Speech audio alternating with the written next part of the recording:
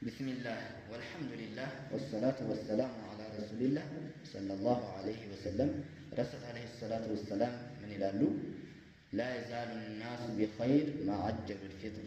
مسلم باستلالفت من يلالو ሰዎች ከመልካም ነገር አይወገዱም ይላል።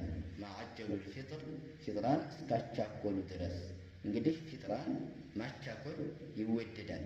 ይህ ሲባል ፀሐይ መጥለቋን ካረጋገጠ በኋላ ወቅቱ ከገባ በኋላ ቶሎ ማፍጠር ማለት ነው። ቶሎ ማፍጠር ይወደዳል።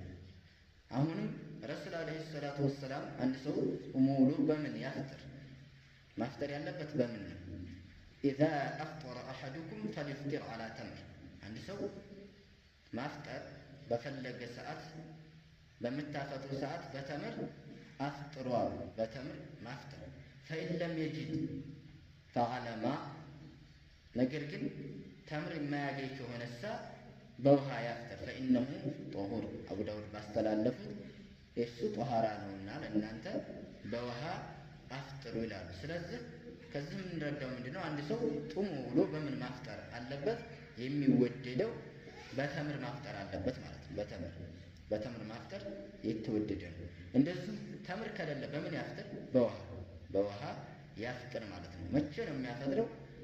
ማፍጠር ያለበት ሶላት ሳይሰግድ መግሪብን ሳይሰግድ ወቅቱ ከገባ በኋላ ማፍጠር ማለት ነው። ሳይሰግድ ቶሎ ማፍጠሩ ወቅቱ ከገባ በኋላ የተወደደ ስለሆነ ቶሎ ማፍጠር አለበት።